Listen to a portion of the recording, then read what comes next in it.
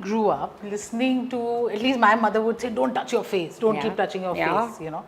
And now there's this whole trend, lymphatic drainage, aise massage, vaise massage. Like there's a lot of touching the jade roller, and it looks so scary that Your rings are so pretty, I can't stop looking at them. Thank you. So, is this advisable? What would you say? This whole massaging and lymphatic drainage, like what? I'm hearing it for the first time now. Yeah. See, I'm a great advocate of ancient intelligence, whether it is Indian, whether it is Egyptian. Our ancient intelligence, eventually we will back it with science. All of them, every single one of them. So don't touch the face is the most beautiful thing people told us. Do not touch your face unnecessarily. You don't need to keep meddling with it. You meddle with anything, you're touching your hand here, there, everywhere. First thing first, dirt is going to sit on your face. Number two, anything that you meddle is getting stimulated. So there's oil glands on your face. If you're acne prone, going on touching your face will only get more acne. If you're eczema prone, you're irritating your skin, your eczema may worsen because God knows how many dirt things are there in the hand which can trigger it. So it is best never to touch your hand. So mom was right. Mom was always is and always will be right. So that's number one. Having said that, I always give you both the perspectives. Having said that, massage was a great technique which even our Indian ancestors talked to us about, right? But that massage has a time and place. You maybe do just a pre-bath, a pre-night massage.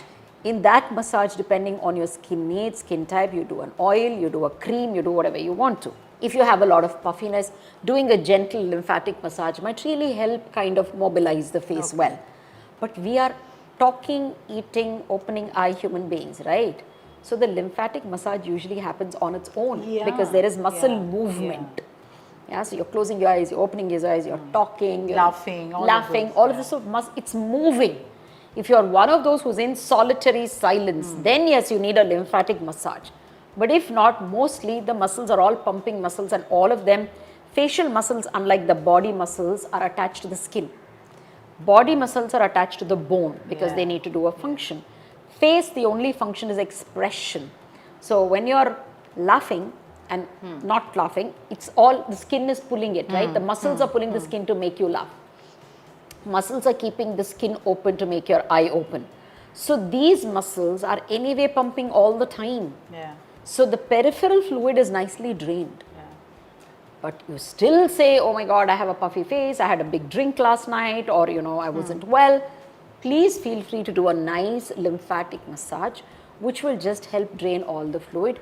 Very gentle, not more than 2 minutes, max 5 minutes on your face is all that you need. If you go to an expert when they're doing facials, they would do a massage for, let's say, 15-20 minutes, not more than that anyways. They're doing other things on your face, right? So how often should we do it? If you have a puffy face, if you're a daily drinker, if you have hormone imbalances, if you're in your period, if you're menopausing, any of these things that leads to extra water retention on the face, you could do it every day for 2 minutes in the morning or 5 minutes in the night or whatever. Constantly touching your face is absolute no-no. And then you also brought about something about these equipments or instruments, jade feed, all of that. Now that, just be very careful. Fingers are more than enough. Because you'll never realize how much pressure you're putting, and you could actually... I have a very, like a top actress who, when she comes to me once, I saw her all blue and bruised here. And I'm thinking she must have had an action scene and got punched. And she says, no, I used what? Gua sha. So she said, I used gua sha. And I'm like, what? But why would you put so much pressure that your blood vessels are fathoed to give, because blood those leak? Insta reels show us that. And then you have bruise on your skin. No, not happening. All these equipments have to be very gently applied, if at all with a gentle pressure. So you're just propelling that fluid to move to whichever direction you want to. But again, you're thinking you're moving it, may not even move. I just love how you're explaining things. That's why we've come to the expert. Now tell us, on the neck, should we go upwards or downwards? I know, confusion with lymphatic points and all of that. So I'll just explain a few things. Now lymphatic drainage happens from, let's say you start massaging from here to here. So mid of the face to the lateral side of the face is where you're taking the fluid. So whether you're under eye, whether it is above eye, you're doing all of it this way. And then there are a lot of little lymph glands here which accumulate that.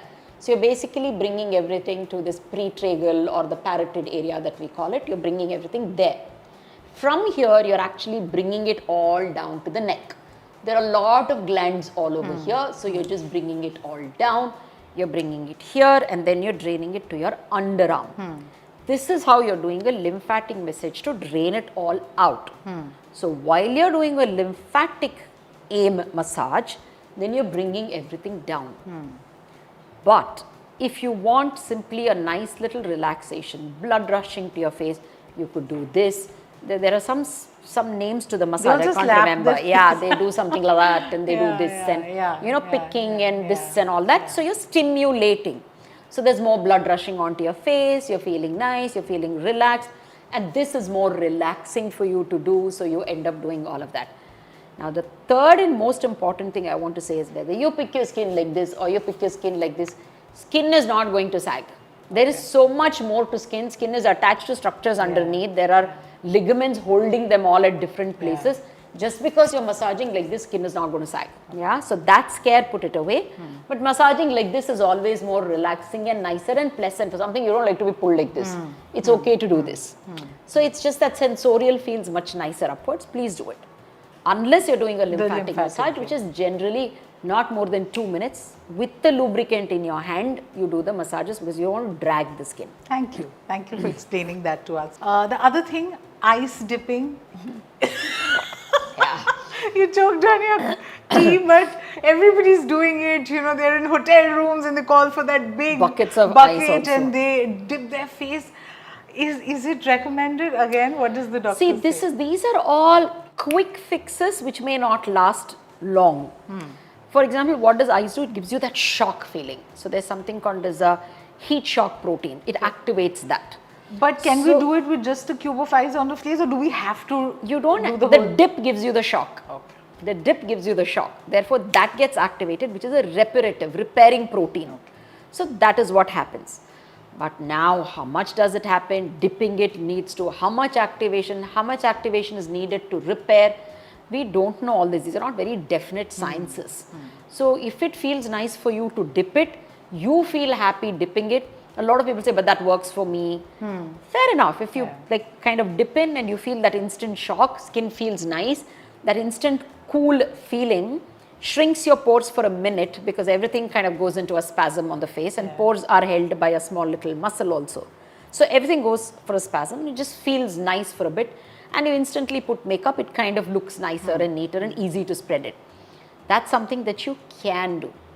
But if you're simply looking at pores feeling nicer, skin feeling a little more, that gets that nerve sensation tingling, so it just feels a little tighter and nicer, the sensorially, you can take a cube of ice and also rub it on your face till it kind of melts. Definitely feels nice. So this is what it can do. There is no long-term greatness that is going to do to your skin. Okay. But the skin tissues don't get irritated. It's also very drastic. If you do have a very dry eczematous skin, probably an already red and irritated skin with a barrier broken, then when you dip it into ice, it may or may not irritate. It may even bring the inflammation down, or it may irritate it a little further because it is so cold. It all depends, honestly. All this is very skin to skin, depending on how the barrier is, how the moisture is there of the skin, all of this. But by and large, it's not harmful. If it helps you, indulge, enjoy. But if you're thinking in your head this is going to do some long-term good for you, no. Have you also counseled young patients who come to you asking for, like you said, glass skin, Korean skin? Like, what do you feel about it? Because you've beautifully explained what you actually think about it. I remember earlier in my career, even now, I take pride when doctors send their kids to me. More than movie stars coming or important so-called people coming.